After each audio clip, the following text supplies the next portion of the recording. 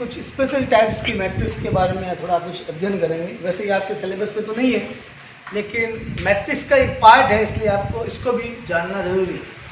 तो फर्स्ट आपके मैट्रिक्स होती है लाम्बिक मैट्रिक्स यानी ऑर्थोगोनल मैट्रिक्स। क्या होता है? कोई भी मैट्रिक्स एक ऑर्थोगोनल मैट्रिक्स यानी लाम्बिक मैट्रिक्स कब कहलाएगी? जब उस मैट्रिक्स को उसके ट्रांसपोज से अगर मल्टीप्लाई करें और हमें एक इकाई मैट्रिक्स मिल जाए तो उसे हम लोग एक लाम्बिक मैट्रिक्स कहते हैं। कैसे? यदि अर्थात Aij m क्रॉस m एक लाम्बिक मैट्रिक्स कहलाएगी यदि A इंटू ए ट्रांसपोज या A ट्रांसपोज इंटू ए किसके इक्वल हो? यूनिट मैट्रिक्स, इकाई मैट्रिक्स के इक्वल। यानी किसी भी वर्ग मैट्रिक्स को उसके ट्रांसपोज से अगर मल्टीप्लाई करूं और मुझे उसकी यूनिट मैट्रिक्स मिल जाए तो उस मैट्रिक्स को हम लोग ऑर्थोगोनल मैट्रिक्स कहते हैं, लाम्बिक मैट्रिक्स कहते हैं। इसी को आगे और थोड़ा सॉल्व करें अपन। A transpose is equal to जैसे आई है, मैंने क्या किया,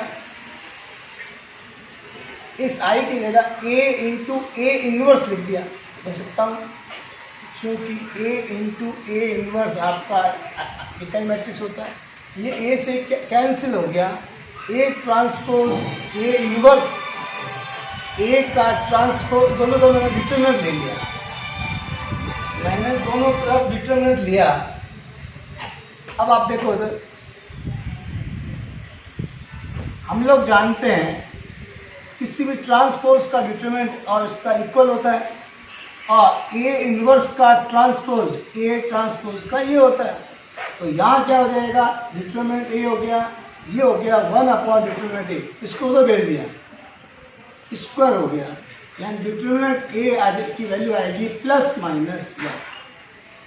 दो टाइप्स हम इसको समझ सकते हैं कोई मैट्रिक्स लाम्बिक है या नहीं है। पहला, उस मैट्रिक्स के ट्रांसपोज से मल्टीप्लाई करें इकाई मैट्रिक्स आ जाए तो भी लाम्बिक मैट्रिक्स है। दूसरा तरीका क्या है? आप उसका डिटरमिनेंट निकालो, अगर डिटरमिनेंट की वैल्यू यानी सारणिक की वैल्यू +- आ जाती है तो उसको हम लोग लाम्बिक मैट्रिक्स कहते हैं। दोनों टाइप से हम लोग इसको पता लगा सकते हैं कि लाम्बिक मैट्रिक्स है या नहीं। जल्दी इसको नोट करो, फिर आगे बढ़ते हैं। सेकंड मैट्रिक्स हम लोग ले रहे हैं वर्ग सम मैट्रिक्स।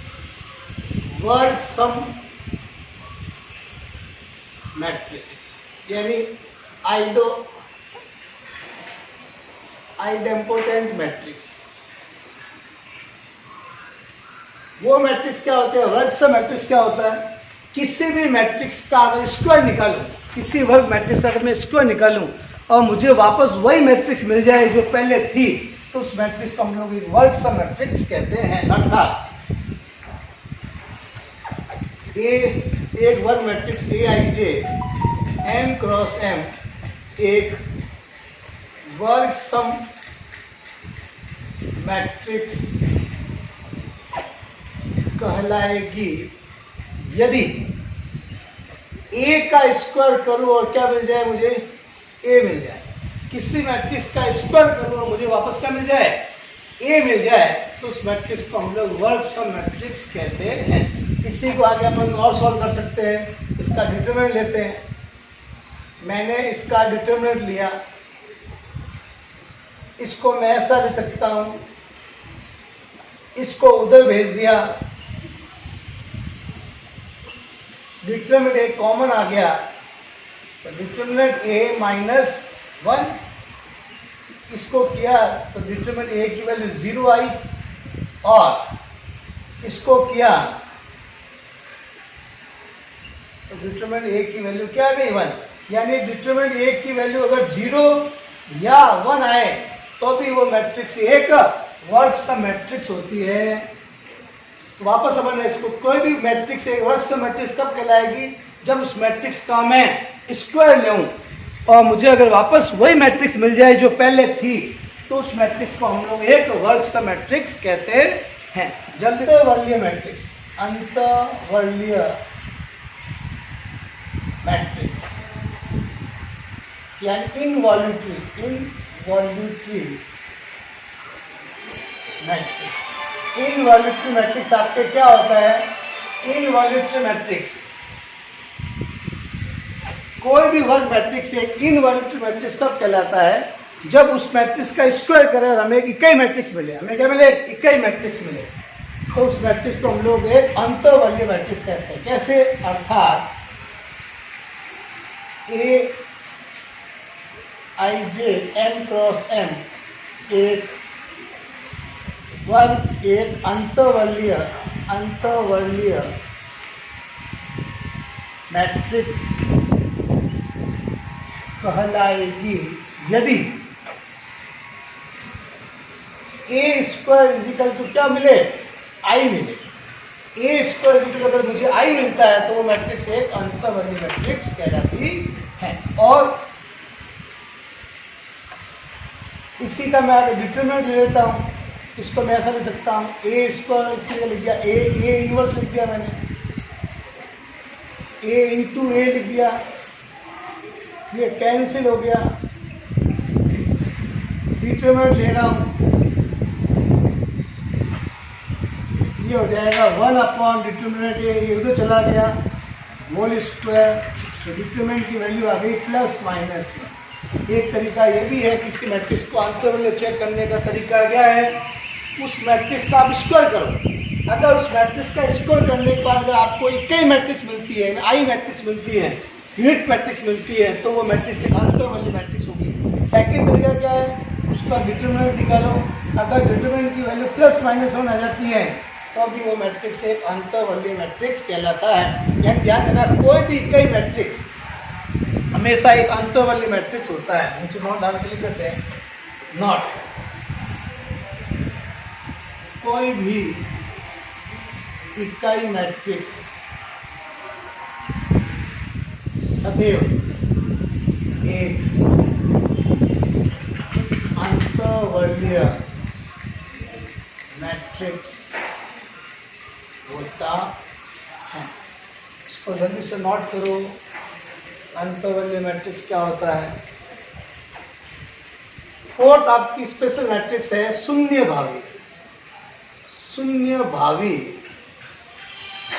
मैट्रिक्स। शून्य भावी मैट्रिक्स क्या होता है? ध्यान देना इधर, शून्य भावी मैट्रिक्स यानी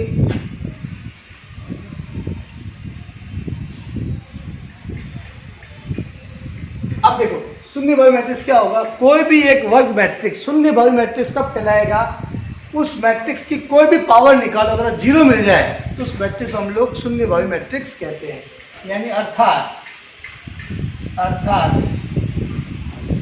ए I J M cross M एक शून्य भावी मैट्रिक्स कहलाएगी यदि A cube power P equal to क्या हो? 0 हो जाए, जहां p बिलोंग्स टू है नेचुरल नंबर, कुछ भी हो सकता है 1 2 3 4 5। यानी वापस हमें ना इधर शून्य भावी मैट्रिक्स कब होता है? किसी मैट्रिक्स की कोई पावर निकालो, जैसे क्यूब निकाला, पावर 4 निकाली, अगर 0 मैट्रिक्स आ जाती है तो उससे हम लोग शून्य भावी मैट्रिक्स कहते हैं। या आगे इसको और सॉल्व करें, ये क्या आ जाएगा? यहाँ से डिटरमिनेंट लिया मैंने इसका,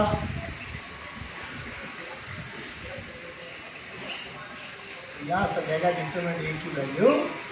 आप इसको ऐसा भी समझ सकते हैं, यानी किसी मैट्रिक्स के सारणिक का मान अगर 0 आ जाता है तो उस मैट्रिक्स को हम लोग एक शून्य भावी मैट्रिक्स कहते हैं। आज हमने 4 टाइप्स की मैट्रिक्स पढ़ी थी। सबसे पहले था आपका लाम्बिक मैट्रिक्स, सेकंड हमने पढ़ा था अंतर्वलीय मैट्रिक्स, थर्ड हमने पढ़ा था वर्ग सम मैट्रिक्स और चौथा हमने पढ़ा है शून्य भावी मैट्रिक्स। मैं पूरी समरी को यहाँ पे नोट में सब एक साथ लिख देता हूँ। पहला, if A into A transpose या ए ट्रांसपोज इंटू ए अगर आई आता है तो वो मैट्रिक्स कौन सी मैट्रिक्स कहलाती है? लाम्बिक मैट्रिक्स। लाम्बिक मैट्रिक्स। सेकेंड हमने पढ़ा था if A into A square is equal to A हो तो वो कहलाता है आपके वर्ग सम मैट्रिक्स। थर्ड हमने पढ़ा था if a square is equal to अगर आई आ जाए तो उसको हम लोग कहते हैं अंतर्वलीय मैट्रिक्स। अंतर्वलीय मैट्रिक्स। और 4 टाइप्स की हमने मैट्रिक्स पढ़ी है अभी। इफ ए की पावर p अगर 0 हो तो उसको कहते हैं शून्य भावी मैट्रिक्स।